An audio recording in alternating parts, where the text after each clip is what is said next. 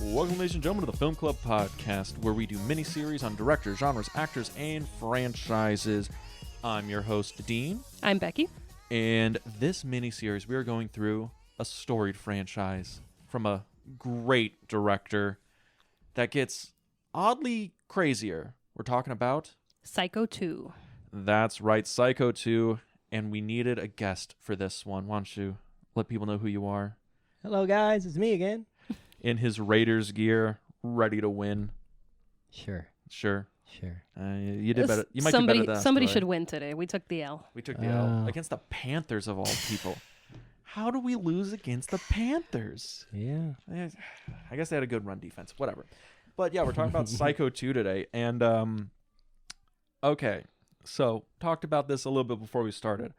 But you both have described this as a Dean movie. Yes. We both know you.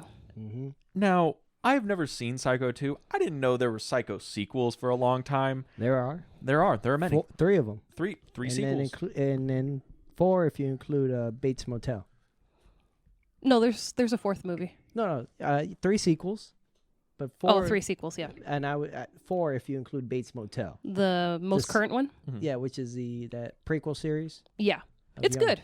Yeah, I've seen it. Yeah. I watched the first season of Bates Motel, and I don't know if it's because it got moved up to like current time. It felt kind of off. I don't know. Psycho just always feels like it's meant to exist in like the 60s to me. You got to move forward. Yeah, I mean, even the sequels moved forward. Well, yeah, but again, I didn't know the sequels existed until today. Psycho 2 is exactly the same amount of real lifetime between the original and the second one. 22 years. Yeah, I suppose. But okay. I suppose. They only say it's been 22 years. They say it often. A lot of times. It's been 22 years.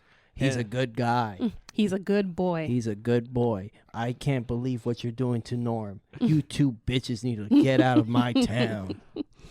I love how that is literally the plot of this movie. Yes.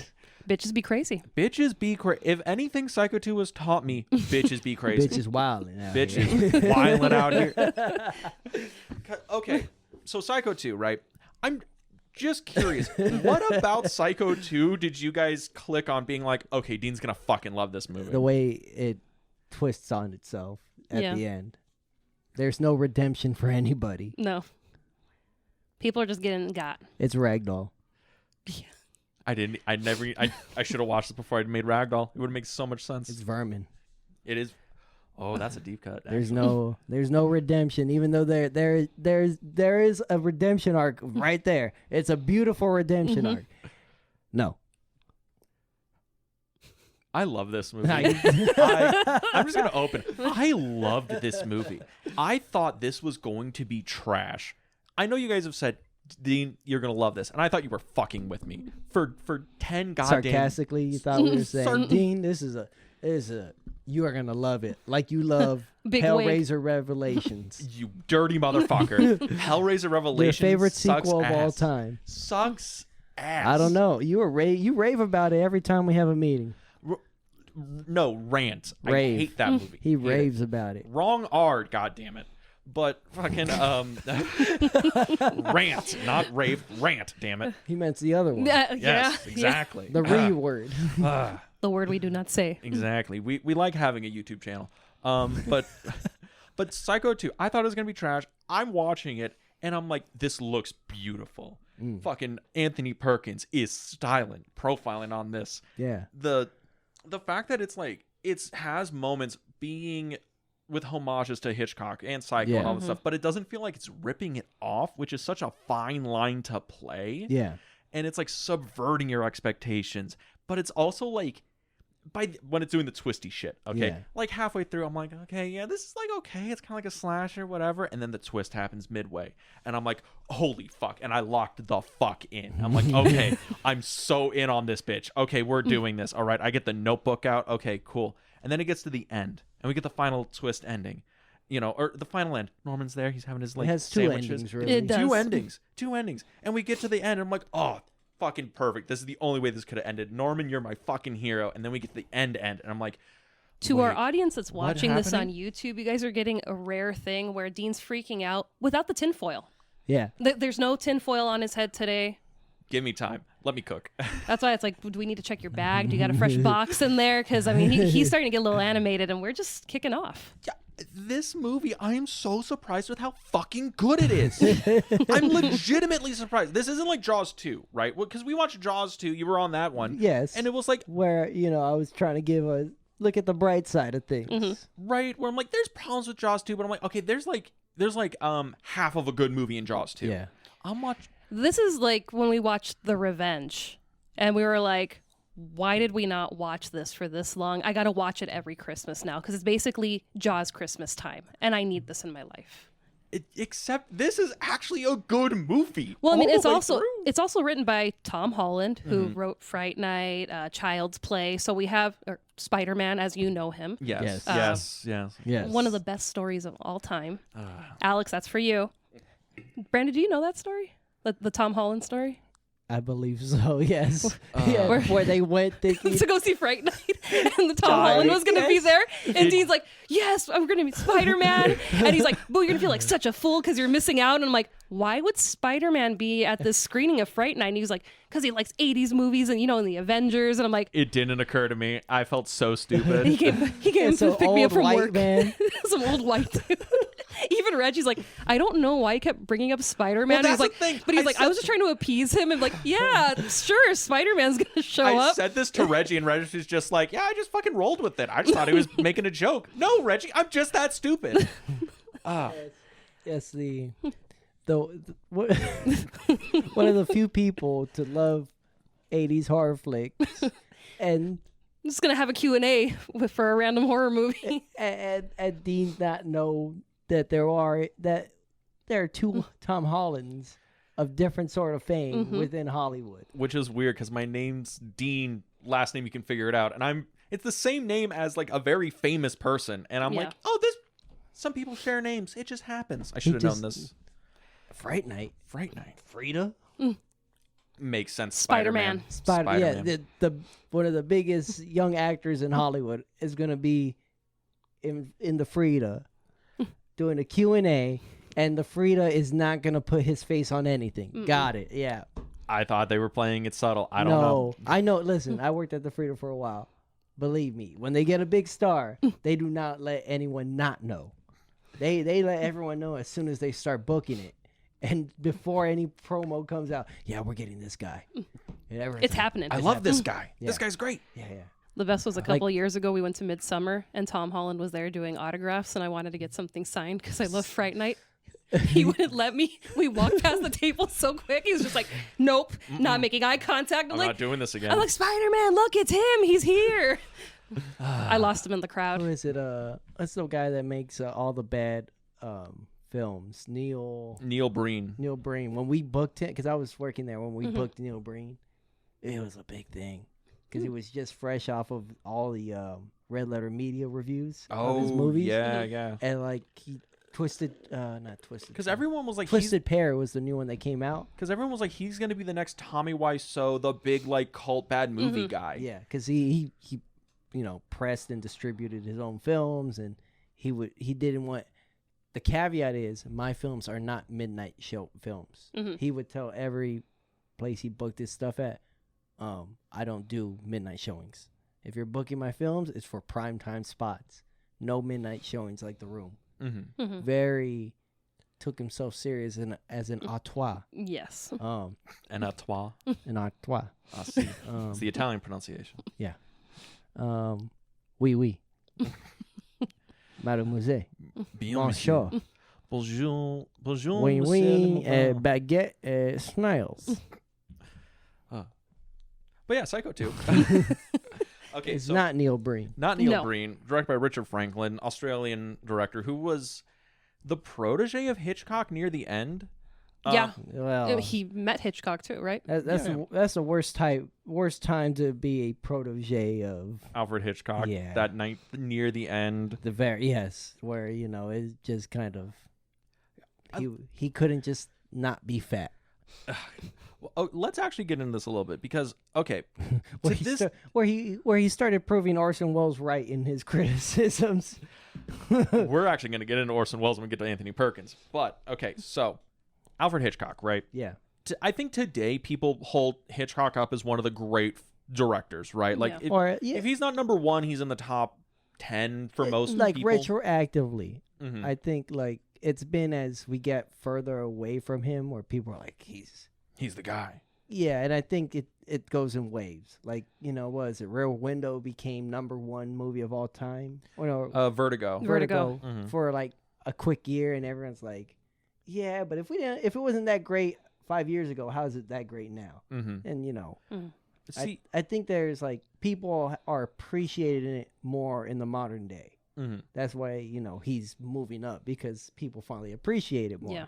See, I think that's true. I think people really appreciate Hitchcock now, but I think the height of the Hitchcock fanboy culture was around the time that this came out, like in the 1980s, right? Yeah. Because Hitchcock dies in 1980, right? I believe so, yeah. He dies in 1980, and then he died before this movie. He did, because this Psycho 2 was 84. Yeah, that's why they were able to do the sequel. Yes, he's dead. Yes, he's dead. They talked to his daughter, and no, she was like, no, he would have loved a sequel to this. So they got the clearance from her, so they ran with it. I want you guys to know, when I'm dead, I would not be happy with any sequels to anything. I'm gonna hold you to that. All right, we'll be there. Be like, they want to give his family all this money for the Interrogation 2, but he refused. Interrogation 2 is Footprints, buddy. Exactly. Yeah, but the actual, actually, yeah, you're already doing your own sequel. Yeah. Okay. Besides the point, but the height. I will leave treatments behind. We can use those. You will follow these treatments, and there will be no sequel unless they are followed. You're gonna leave the Orson Welles notes for Touch of Evil, being like, "This is exactly the movie I want to make." God damn it! And it's like, he's been dead for 10 years. Just follow the fucking letter. He's really good at this. If you even change a line, I will come back and haunt you. Boogity boogity. But that's the thing. Like, Hitchcock hype, like, huge in the 1980s. Yeah. That's when we get like the De Palmas and stuff like that. All the directors who were doing the Hitchcock riffs. De Palma said no to this one. Really, De Palma turned this down. He did. That's kind of fascinating, because I'd figured De Palma would, because De Palma basically did Rear Window like 5 times. Jamie Lee Curtis turned this down. That makes a little more sense to me. She probably wanted to get out of the Scream Queen. Yeah. Yeah. Because this is also around the time she's trying to get away from it. She wants to try and get into. She had gotten into Trading Places. That's what she had gotten into. So she had the conflict with the scheduling, but it was also, I don't want to be known for just horror, but I was like, that would have been Kino peak cinema, having Jamie Lee Curtis come in after her mother. Well, the Kino peak sequel would have been if Anthony Perkins turned this down. We got Christopher Walken. Yeah. They wanted. Did you not know that Christopher Walken was fucking this close to being Anthony Bates or Norman Bates, not Anthony Bates. That actually his brother. Anthony is Perkins. Exactly. The actor of Norman Bates. The actor, the thespian, that guy. So are you going to give us a Christopher Walken, Norman Bates? No, Anthony Perkins, the director. The director. Yeah. The auteur. The auteur. The auteur. But I guess I wanted to know, like, Bonji. just our thoughts on Hitchcock, just in general. Like, do you think just the fact they're gonna make Psycho 2 is like an affront to the Hitchcock legacy? No, like, is Hitchcock untouchable? No, because he was a man of good schlock. Of good schlock. Yeah. So think about Hitchcock. Like, he had a standard formula, and he never strayed from it. And at his prime, it was peak formula. Like, it followed a formula, had the same visuals. He, he had his own style. His own style. That's why, as he aged, it just kind of the movies got worse, because they were like not so good versions of older movies. I can kind of see where you're getting like at. He had a formula that he deviated a little bit, but the formula stayed the same. I don't know if I would say he had a formula, but he had a very distinct style and distinct like themes he wanted to keep repeating. A formula. Yeah, well, he's not repeating the same plot. It's a formula. Well, he's not repeating the same like plot and stories. Like plot Vertigo and Rear Window are two different things. It's a formula. Yeah, Besides he has a formula these themes, the visuals, and there's a certain character type that he uses. There's a formula. You can deviate with the formula. Okay, he has a cookie recipe. Okay. We keep the base, but we change the toppings out every now and then. See, why can't you explain it like that? That Gotta makes talk perfect food sense. sometimes. A recipe is a formula, buddy. No. There's That- measurements. A recipe is Yeah. magic. All right. So Yeah. you know that's why like older Hitchcock didn't age well, Mm-hmm. because it just seemed like attempts to recapture old magic, even though he wasn't doing anything different. It's just with age, you become out of touch if you don't change things up. I mean, it's also the thing where so much of his like filmmaking career is under the Hays Code, and so much of that it's almost like he developed how to make movies under certain restrictions that when the restrictions were lifted, He had a never... formula. Yeah, sure, he had a formula. But I guess, do you like? Yes, he does. Sure, he has a formula. But do you like Hitchcock? I do. You do? Yeah, I appreciate him. I don't have the contempt that my idol Orson Welles had for him, but no, I appreciate Hitchcock. In a fight, you think Orson Welles would body Alfred Hitchcock? Oh, come on, brother. Come on, brother. But Boo, you worship at the altar of Hitchcock, right? I don't worship, but I'm a big fan. Big fan. Big fan. Psycho is your goat, right? Yeah. Okay. So, Psycho 2. When you heard there was a Psycho 2, were you excited or were you like, oh my God? Of course not. Of course not? No. How many times do I say things don't need a sequel? Mhm. And then I watched it and I'm like, oh no, I love it. And then like, there's a part 3, there's a part 4. All right, I'm down the rabbit hole. Were you in the same mindset when you heard of a Psycho 2? No. No? I No, don't Brandon. hold Psycho up in that regard, Mm-hmm. but I'm glad. So I was open-minded to it, right? Okay. Um, You were actually one of the most open-minded people we have on this podcast. You're like, Jaws 3? Fuck it. It could be good. Jaws 2, you mean? 2. Jaws 2. Yeah. Well, I gave a selling point on how it could be good. If you Yeah. did. Yeah. He did? We reworked it. Yeah. It became a great. I forgot the tangent we went on, but it was About, PTSD and, how men don't, talk about their traumas and their experiences. got Which into a is sequel just of how- Psycho 2. Then we got into our sequel sinners Yeah. that Dylan felt repulsed at the idea of. And I was like, nah, dude, just roll with me on this one, all right? Come take the trip with me. Yeah, no, like I think you can do a sequel. This is a sequel done like right. Mm-hmm. You separate it far enough from the original movie where you don't really fall into the trap of remaking the original movie. Yes. And there's also a Psycho 2 book written by Robert Bloch that they deviated away from with the script. See, I knew there was a Psycho 2 book. I looked up what it's about, and it's fucking insane. Yeah. So I need to get that book and read it. But no, with this one, like best thing they did, make it set apart the same exact time it is from when it released, from when the first movie released to when the second released. Mhm. Don't try and make it a period piece. Exactly. It explains why Norm is so much older. Mm-hmm. It explains why the times have changed. Easy, boom. Yeah. It's been 22 years. He's in a psych ward. He's Mhm. been cleared. He's released back to go home, basically. Yeah, and he has no connection to almost anybody except the sheriff. Yeah. That's Yeah. his only connection. Which is interesting. Like, a lot of the movie feels almost like a man out of time. It feels like Norman is Yeah. trying to come back to He- 1960s He still California. has like that time period, like mannerisms, Mhm. being kind. Hey, I'll call you a cab. Don't go by yourself. Don't. If you would like, you can just have it. I'll make myself something else. Like it's very. I have an extra room up Stay at the here, house. You free of just charge. come here. free of charge. Yeah, Mhm. like you can stay at the motel. Oh, he goes to clean the room, realizes it's a seedy sex dungeon. Mhm. You can Sex stay dungeon. at my house. Yeah. It's fine. Just don't go into these rooms. I have trauma. Mm-hmm. Whatever. I think that's also interesting when, because when he gets released, right? Yeah. Well, Well, let's just start with the Well, movie. exactly. There's the worst acting in this film, which is played by, who is it? The DA or the attorney? There's the attorney there that's like, yes, I've explained to Leela that none of what she says has any impact. He's the exposition machine. Yeah, to just start the movie with. I'm glad they got that acting. That shit was Yeah. booty. That was some of the worst fucking acting of all time. But I love how it does start, and we're in the courtroom. They're just like releasing him. Really, it starts with the shower scene.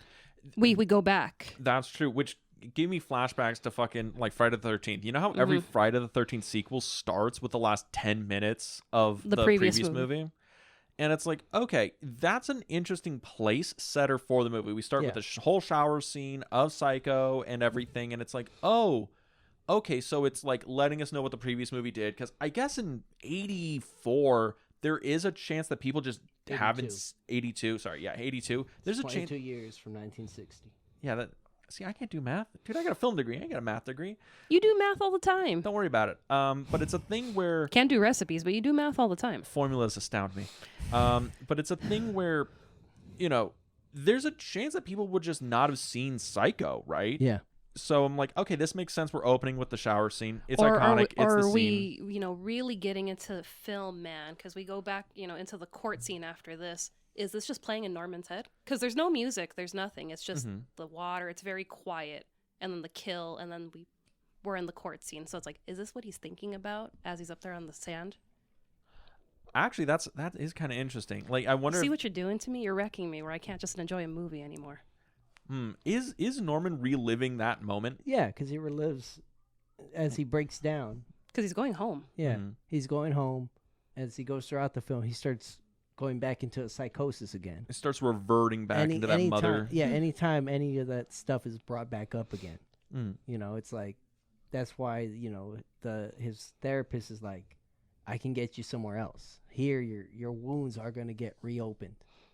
It's like, you know, with extremes, I could take you to the cemetery and show you that her body is in that grave. Yeah.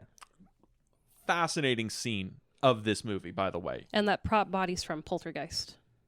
That's a real person. That's not good. But that's just like, there's a lot of stuff like that in the movie. Like, there's a lot of things where Norman is suffering, and I think it goes to Anthony Perkins' performance, where you feel so much sympathy for him. Yeah. Even at the beginning, when he's just there, and it's like, yeah, I killed all those people, and it's like, it's almost like a beaten dog, and you're like, guys, just let him go. He's okay. Like, look at that smile. Like, just let him go. And then, you know, Vera Miles shows up, which I'm surprised she's in this movie. Lila Loomis. Lila Loomis. I'm surprised she's in this movie. Oh no, she was honestly. excited to come back to it. Really? Okay, because I know she hated Hitchcock at the end there, so yeah, I just wasn't. They had their personal history, but yeah, she was excited to come back and actually work with Anthony Perkins because she didn't get to work with him in the previous movie. They kept them kind of separated, so she was just like, yeah, I finally get to share time with somebody that we both kind of shot and rose up to fame together, and he's a really nice person. Okay. It's good to know that Norman Bates is a nice guy behind the camera. But just watch out for that knife. Exactly. Orson Welles loved working with him on the trial. Okay. Yeah. That's also a thing, because Anthony Perkins, you know, this is one of his... Because after Psycho, he was supposed to be this teeny bopper idol, does Psycho, and then everyone's like, oh, you're going to be the villain, you're going to be this and that. And he's like, I would like to do other things. I like to be artsy here. And he goes to Europe and he works with Orson Welles. Yeah, on the trial. On the trial, which, okay. Is The Trial Orson Welles' best movie? We can do an episode on that, buddy. Okay. Just real quick. The Trial kind of slaps. But it is a thing where he goes off and he basically just leaves Hollywood for like 15 years, something like that. Mm-hmm. Sometimes you just, you know, you're going to be typecasted. So you said, I'm taking my prodigal son journey out of here. He's like, fuck you, Hitchcock. I'm going to go hang out with Orson Welles. And Orson Welles like, ha ha ha. Fucking Take that, Hitchcock, you fat fuck. Orson Welles hated that man, bro. Him and Woody Allen are two of the people he despised. He despised Woody Allen because, I'm paraphrasing his quotes, you can tell he's fake. Yeah. With Hitchcock, he's too boring. He doesn't take risks. He found a formula and he doesn't deviate. That's his biggest complaint with Hitchcock. He thought Hitchcock was overrated because he took no risks. After a certain point, it just became, I got my Krabby Patty formula. It is so interesting to hear that Orson Welles hated Hitchcock. Yeah, because I feel like those guys would almost be like at the same kind of like wavelength. Not at all. Because if you look at Orson Welles' stuff, he had a visual style, yes, but like he took risks. He wasn't afraid to like, trailblaze and do things. Orson Welles always was looking for the next big leap forward, the next big change I'm up. gonna, I know what I can do, and now I have so I'm gonna just fuck it. We experimenting. So like, I can see why he felt so offended by someone like Hitchcock, who has the backing of a studio but never took like jumps or risks. All the talent in the world, but not the Talent and backing. Talent and backing in the And world. I think that's probably what pissed off Orson Welles the most, the backing. Orson Welles is over here, be like, fuck Hitchcock with his money. I made the greatest film of all time, and these motherfuckers have blacklisted me to death. Orson Welles is like, I made the greatest film of all time like 3 fucking times. This is some bullshit. My batting average was great. Fucking insane. The Stranger is the best Hitchcock movie that Hitchcock never made. It was a good movie. It was a good movie. You're welcome. Yeah. Thank you. But like that again, but the way it opens, right? And with Anthony Perkins, I think it's just fucking amazing. Anthony Perkins steps into this role 22 years after the first one and does it in a way that it feels like there's been no change. Like he is just Norman Bates aged up a little bit, but he's that same nervous guy. It's also nice that we spend way more of the movie with him. Yeah. And you get to kind of see him when he goes back, right? Yeah. When he gets back to California and his like, I'm working at the diner and there's this cute waitress girl, that I'm going to like help out or whatever. And he's like, he's trying to put on the Norman Bates. He's put on the old Bates charm. Be like, come on, Henny, come back to my hotel. And, we'll have sandwiches and milk. It's like a thing where Norman doesn't feel, even though we know he's killed people from the first one, he doesn't feel threatening even now. Even though he's basically acting kind of the same. It's a very interesting performance. But, I don't know. Anthony Perkins is just really good in this. No, he's great. He carries the movie. Yeah. Like, his performance is what makes it good. Like, storytelling aside, like it's what carries the movie. It's what keeps you hooked in until we finally hit those twists. Yeah, because the first like half of the movie, like literally the first half, we're just hanging out with Norman, who is just trying to not be a crazy person. It's a drama of a man with mental health issues. The first half. Being haunted by the ghosts of the past. Literally, the ghosts of the past. I love that shit. I love that so much. For a quick second, I was like, is Psycho 2 going to be a haunted house movie? Holy fuck, we're in, boys. But the waitress that he meets, that he brings home, that's Mary, played by Megan Tilly. Yeah. Who's the older sister of what's the Chucky lady? Jennifer Tilly. Jennifer Tilly. Yeah, she's her older sister, which I was like, that's neat. I didn't know she had a sister. Same here. I love Jennifer Tilly. Exactly. Who doesn't? Not enough to know. Not enough to know. Fake fan over here. Fake fan. Fake fan. Fake fan. Finally, it happened. Fake fan. Fake fan. At least I know how to do formulas. Didn't Get occur wrecked, nerd. Didn't occur to me. Nerd. But I guess Megan Tilly, her and Anthony Perkins just didn't get along during the making of this, which is weird because they have pretty good chemistry on screen. Really good chemistry. Like, they're the best part of the film, and then that's my only knock is how the character arc of Mary goes. Yeah. That's my biggest knock on this movie. But we can get there when we get there. But their chemistry was great. Yeah, because it begins, and she is nervous around Norman. She is playing a real person, being like, this creepy 50-year-old is trying to give me a hang out of his house. And her excuse is planted. She's having boyfriend issues. Yeah. And that's why she's so, like, jittery and frazzled about it. And she's like, yeah, I guess I'll go, and da-da-da. But once we understand who she is, I'm like, it totally makes sense. Oh, yeah.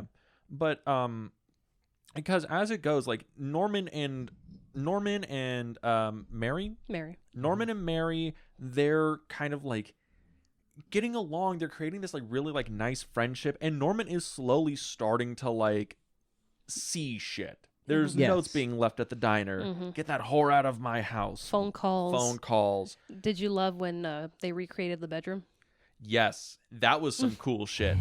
All right. And then he comes back and it's torn down again. Yes, I loved the fuck out of that. That's in my head. I'm like, no, Norman's not crazy. There's fucking ghosts. There are ghosts in the basement, Walter. And that's the thing. The movie is really, really well set up because obviously the movie's trying to get you to believe that Norman's going crazy. Yeah. He's going to turn into a fucking psycho killer, right? But because of how Anthony Perkins is playing it, you don't want to believe he's going crazy. Yeah. You want to believe that you're like, no, somebody's fucking with him. Yeah. But you're like, who would be fucking with him? Yeah. And there's shit that happens where it's just like, oh, maybe it's Mary. But it's like, no, Mary's like there. Yeah. They're both right there. They're both right there. Who's calling? And then Mary gets on the phone and tells Norman to hang up. And it's like, but she doesn't hear anybody. Like, okay, there's that. And then there's like, oh, Norman's walking up to the house. And it's like, oh, there's somebody in the window. It's like, oh, that must have been the wind or something like that. Or it's like, oh, when his doctor shows up, played by Robert Loggia, in the most like calm performance of Robert Loggia's career. And he's like, Norman, who's that up in the window? And it's like, oh, that must be Mary. And it's like, that gives the hint of what happens later for the twist, right? But it's like, I love how we just are chilling with Norman and Mary, and it's like, because the fucking hotel manager, Mr. Bald Angry Man from NYPD Blue, he gets fucking myrtleized in Toomey. He gets murdered, and we're like, okay, so there is a psycho killer here, and it's like, is that what did Norman do that? Because whoever did is dressed up as mother, right? Yeah. And it's like, did Norman do that? Did this ghost do that? Is it the somebody in the house? Because there's so many points of the movie where you're sure that Norman is the bad guy. You're sure he's the one who's doing it. But I don't know if it's just me. I could never convince myself Norman was the bad guy in this. It might just be because I was like, too much respect for the filmmakers. They're not going to do that. I don't know. I mean, we're almost in Norman's POV the entire time. Just kind of confused. What's going on? Who's doing it? Am I doing it? No.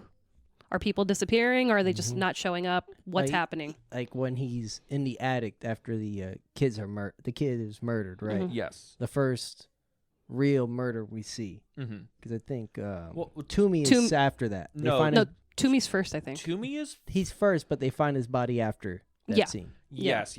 Toomey's first, and then We find don't know him in... Toomey's dead yet. No, we know... Because he gets stabbed in the face. Oh yeah, that's right. But Yeah, they don't. Okay, yeah. The first Toomey's murder, out of the movie, the first basically. murder that gets discovered by by the police. cops. Yeah. Yes. is the kid because the girlfriend gets away. And he has and I think that's after he sees the bedroom all done up. That's, All done up, and he runs up to the attic And because he he gets thinks he locked hears in. somebody. Yes. and he has his first bit of psychosis because he blacks out. Yeah. That's why he thinks. That he did the murder and cleaned up. Yeah.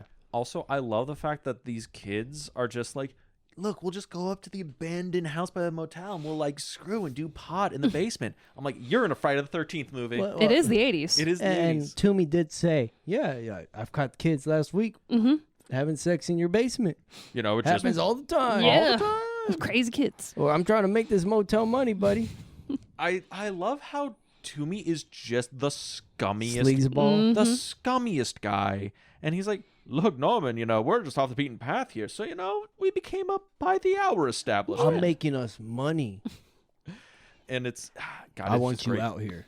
This does not fit my 1960s viewpoint. I'm gonna make this a fine establishment. A place for Wholesome. families, wholesome. I gotta go check to see if there's linens, fresh for you here. And it's like, A place filled with mother's love. oh God, that would be off-putting. It's like the Bates Motel, cared for with a mother's love. That's the slogan. Dear. It's on merch. Is it on merch? It's on some of the merch. I don't know if it's like Etsy merch, but it's like with a mother's touch or something. So it's like, Of Got course. Of fucking course.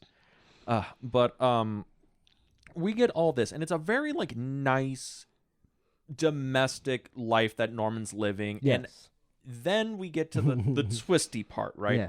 So spoilers for a 40-some-odd-year-old movie. Something like that. Something Yeah. like that. Yeah. So it turns Yeah. out Mary, who's just been like the best gal pal Norman could have ever asked for. not judging him. We find out that Yeah. she meets with Leela, and Leela is her mother. Yeah. Yes. And Leela, if you don't know, is sister To Marion Crane. Marion Crane. She changed her last name when Well, she got Yeah, when she got married.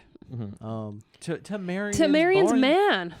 Listen, hey, how else could you be closer to your dead sister than marrying her former lover? I wonder if Sam ever paid off his father's debts. There's Probably not. oh my god. But we find that out, and at this point though, Mary's got to know Norm enough where she's like, He's not that bad a guy. he's not bad. Like we should, I love how she's like telling Lila that it's like, no, he's fine. Like if we just left him alone, he would be fine. Yeah. And Also, Lila's like, Lila, really, you're gonna make your daughter stay in a house with a serial killer that killed your sister? It's cool. I will call on the phone and I will agitate him. You stay there. Lila is literally trying to fucking honey trap Norman Bates. When because I think we see them meet and then they go back. Then Mary goes back to the house after the first meeting with her mom. Yes. And then Mother's at the house again. Mm-hmm. Because and then she's on the phone. She calls the hotel after she sees Mother in the window. In the walls, looking at her through the oh walls. Yeah. Calls the hotel. Is Lila there? No. And she puts his name. It's time for us to go find Mother. And it was like, she essentially like, that's my mom out here doing this fuck shit. Yes. Because I think in the first meeting they don't explicitly say how they're fucking with them.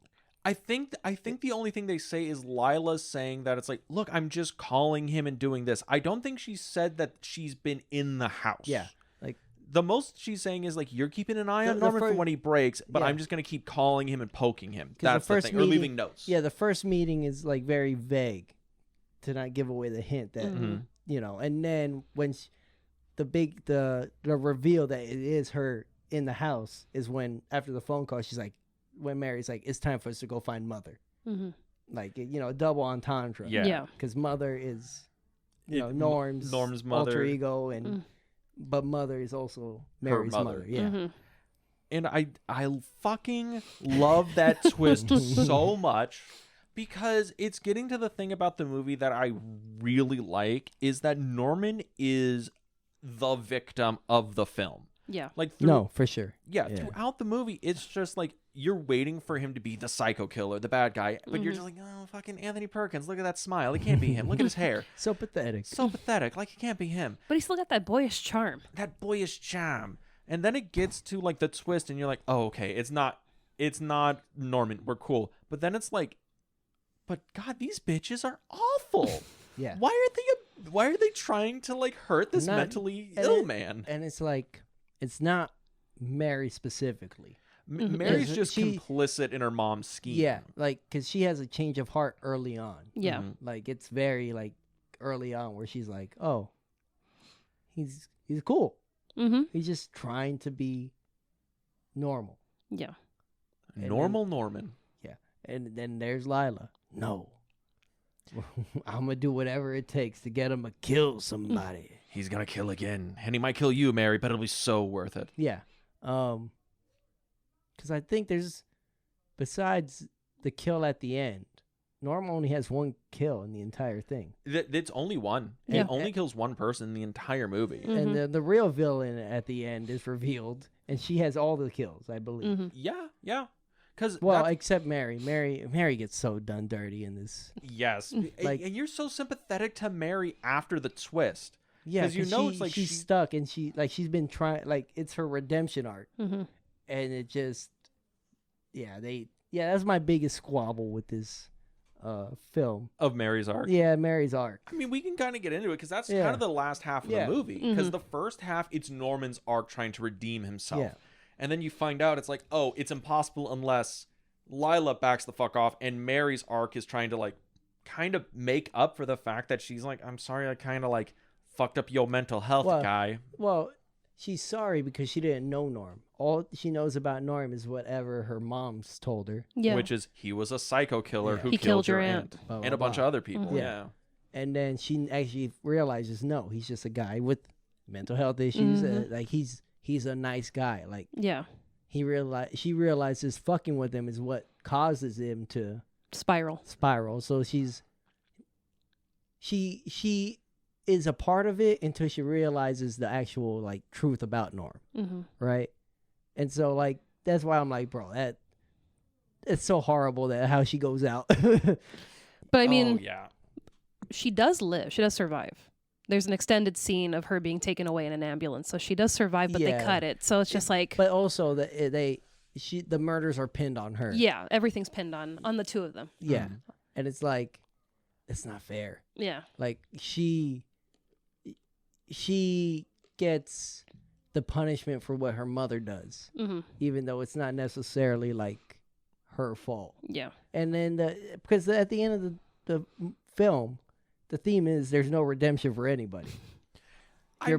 There is no redemption for anybody, Dean. No, there is no redemption for anybody, but I don't know if that would be the theme of the movie. I almost think the theme of the movie is that... What is it, Dean? I hope not another formula. No. I think the theme of the movie is don't... Don't fuck with people.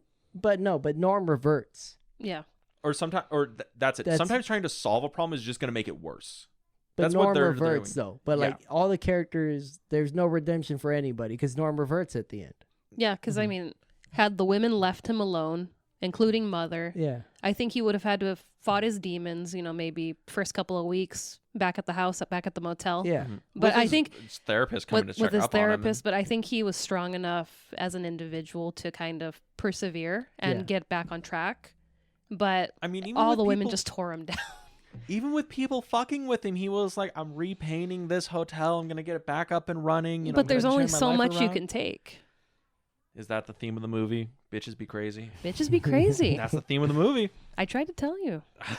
Yeah, because no one here gets any redemption at the end. No. Everyone, because like we think Norm, he's going to make it.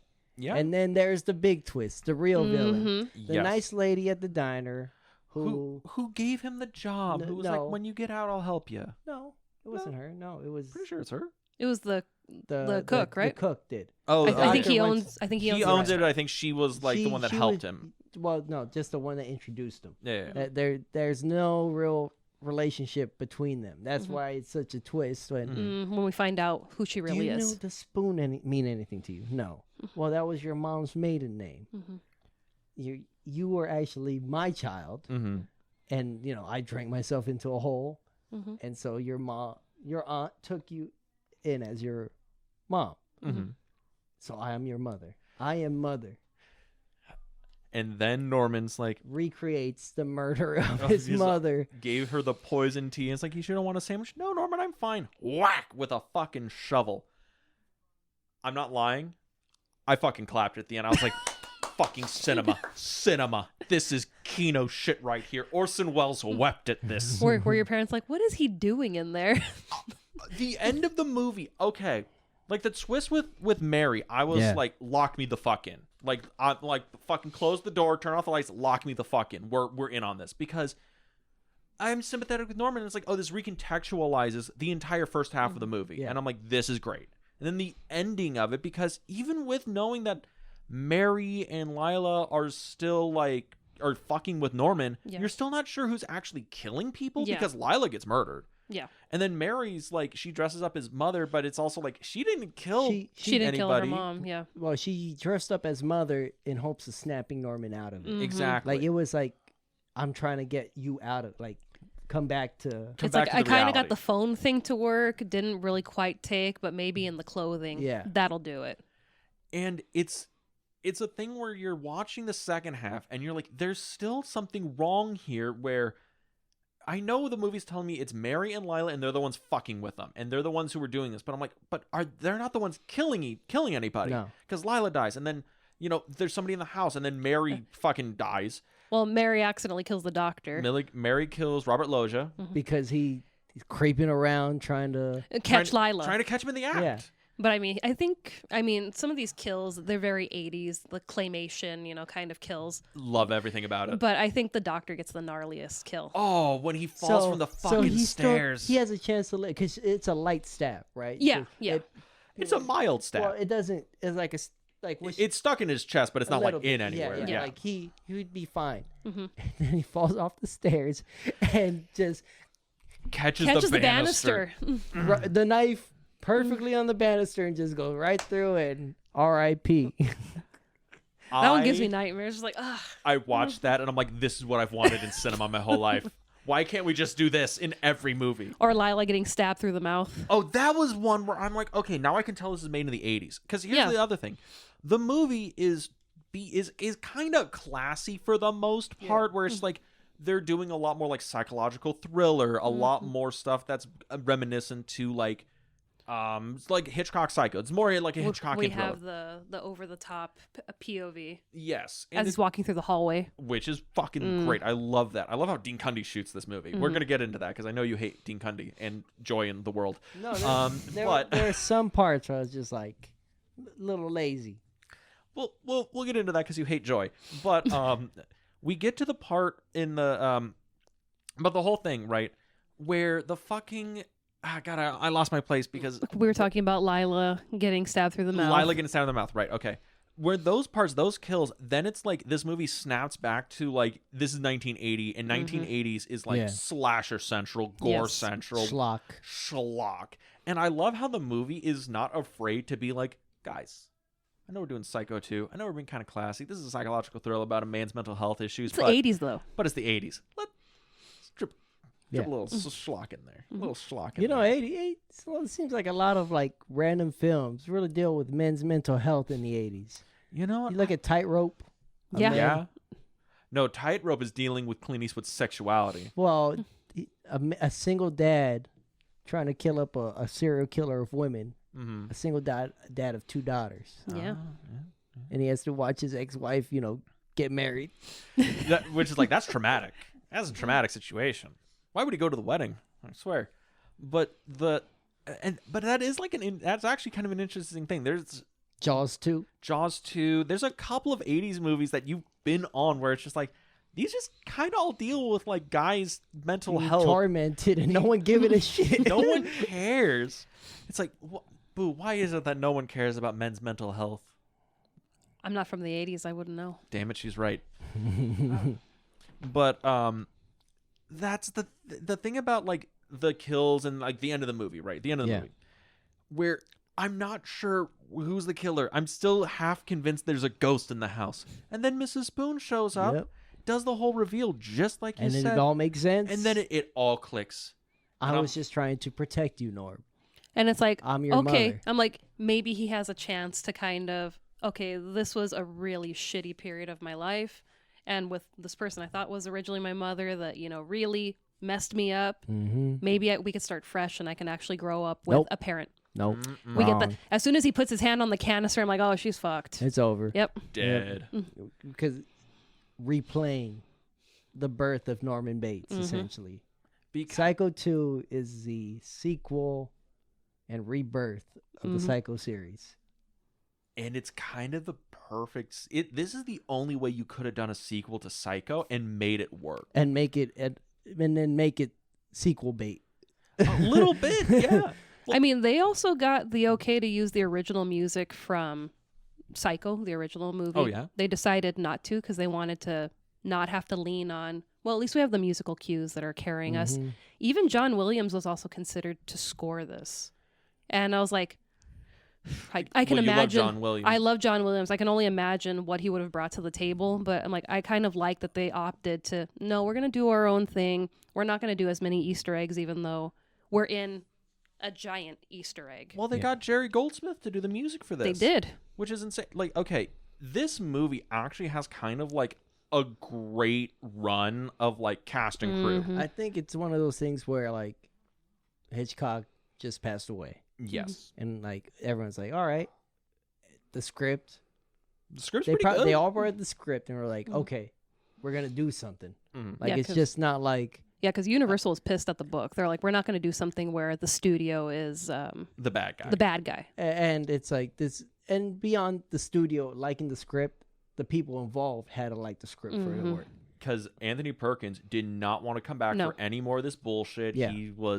This had to be perfect. He left money on the table. Yeah. Because he was like, I'm not going to be this typecasted, you know. Anthony Perkins is like, I'm gonna go to France and not make money with Orson Welles instead of stay here. Fuck you, Hitchcock. I guess he was also a piano teacher too. So the 2 times in the movie that he plays, he really played in real life. He That's was him? killing That's that. him. Yeah. He was That's killing good. that Moonlight Yeah. Sonata. He was killing that Beethoven. Also, low key, Moonlight Sonata is one of my favorite pieces of music Yeah, of all time. it's great. And I'm watching this. I'm like, this It fits so this perfect. is my movie. This is everything I wanted. Bum, bum. Dude, it's so fucking good. And then So good. another canon. It's gonna blow Dean's mind. Cannon. When Norman first comes home and he's walking up to Mother's door, and you get the reflection of young Norman Bates in the doorknob. That's his son. That's his son. That's Oz Perkins. Mm-hmm. Oh, that's fucking cool. Didn't he direct like Weapons? Or no, not Weapons. Long Legs. He directed Long Legs. yeah. Sorry, I get all those movies kind of mixed I up in my mean, head. they're all homogenous, really, at this point. This happens. Hey, But that's kind of cool. But there was a lot cooking with this movie. There was, but like you were saying, the script had to be good Yes. for anyone to come back on. So I this. think there's that energy, like we're gonna honor Hitchcock. We're gonna do something. So I think it's one of those sequels where everyone like is on board because it has this like momentum around it. Yeah, because I mean, good script. And then they sent Anthony Perkins a tape of the score. Yeah. And I guess it brought him to tears. And he was just like, yeah, I got to do this movie now. So it was just, I know you hate it. It's lightning in a bottle. I mean, And then he kept on coming back for 2 more. Well, hell yeah. he directed one of He them. directed one of them, which was probably part of the only way to probably get him to do. Probably to come back It, for one more. it was the last one. Mm. The last one he did, Psycho 4. And then I think he passed not No, too he long. directed Psycho 3. Did he direct Psycho 3? He doesn't direct 4. He did direct Who 3. directed 4? Someone else, but Okay. the 4 is like a Well, oddly enough, we'll get to it. We will. 4 is like a prequel sequel. Yeah. Yeah. Yeah, I don't That know how was much he's shot- in that movie. That was shot in Florida. Oh, I he's see. he's it's a lot of like he's in it for present day. We cut back and Okay. forth a Yeah. lot. I see. You'll I see. see. You'll see. He's in it. It's but like Psycho 3 is his baby though. Okay. Now, Now I really like Psycho 3 more. That I know that he was the one that directed that Yeah. one. Because I thought for whatever reason he directed 4. No, 3 is his baby. Okay.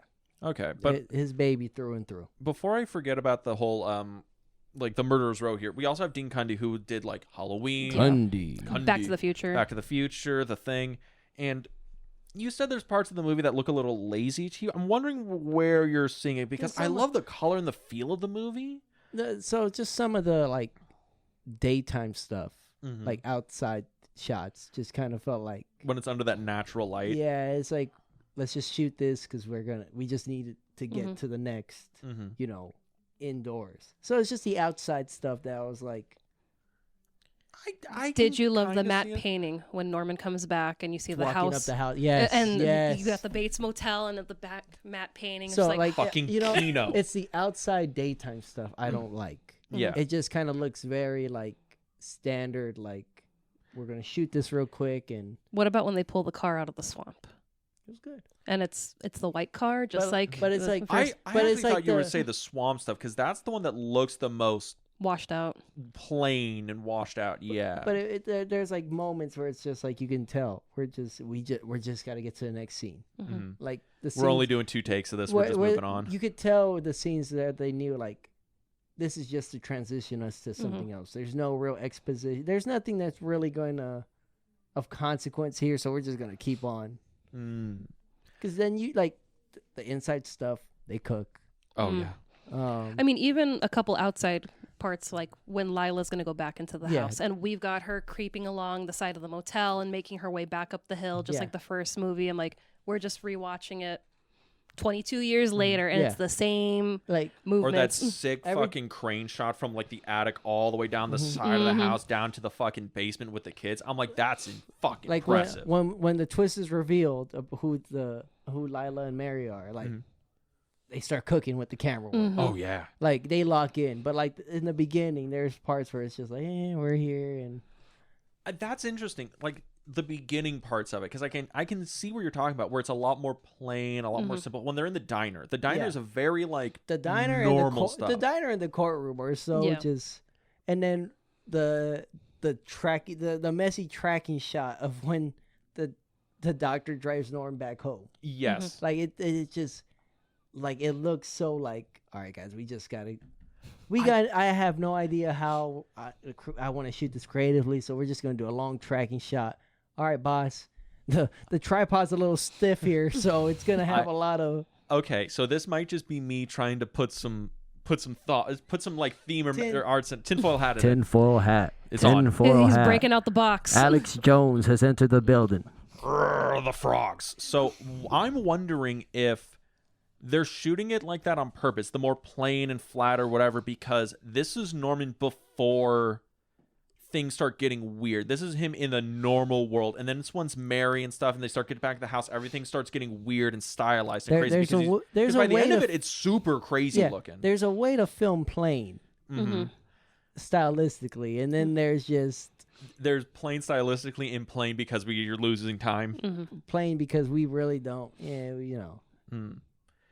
Like some of the camera shots, like the movement specifically, like the tracking shot as they walk from the car up to the house for the first time or the motel, like, because they can do a smooth tracking shot. We see it in the it's like, in the movie. This is hey man, we're just director. Hey, stick the camera right there, zoom in, and we're just gonna shift it with the tripod. All right, yeah, Anthony, ready? Yeah, action. Hey, boss, I got a little jammed up. It didn't grease up the head enough. Looks good. Next take. It's so funny you say that, but it's like smooth tracking shot because there's a vertigo shot in this where it's like that vertigo push and whatever, but it's on a fucking like 360 like fucking track. So it's like a moving fucking vertigo shot. I'm like, I didn't know you can do that. See, this is why I think they were like. So you think it's not on purpose? I think the second half of the film they had, they were cooking, and then the first half is just like. Can we get to the interesting stuff? Yes, yet? I think if it was like they sleptwalked through it, like they didn't put much thought into like some of the way things looked, because you see when they lock in. You can feel when they lock in. You feel it. Like that was my only like nitpick wise, story wise would be Mary's arc. Because you feel she gets done dirty by the end. Yes, undeservingly. Like it's not like she had malintent from herself. Like it's because she has that with her mom at the end. That last conversation where she's like, I went with you to all these places. I signed every petition, but I'm not going to fight for the dead anymore. Yeah, and it's just like that's big. I get you're trying to fight for your sister. Yeah. You're trying to support your mom, but like, you see this is way too far. Yeah, Mary wants to move on, and Lila can't. Lila's trapped in the past. Yeah. And essentially, Mary's fate of being shot and then essentially getting accused the or life pinned, sentences from whatever is Lila's like punishment. Like your daughter's gonna suffer because you couldn't let go.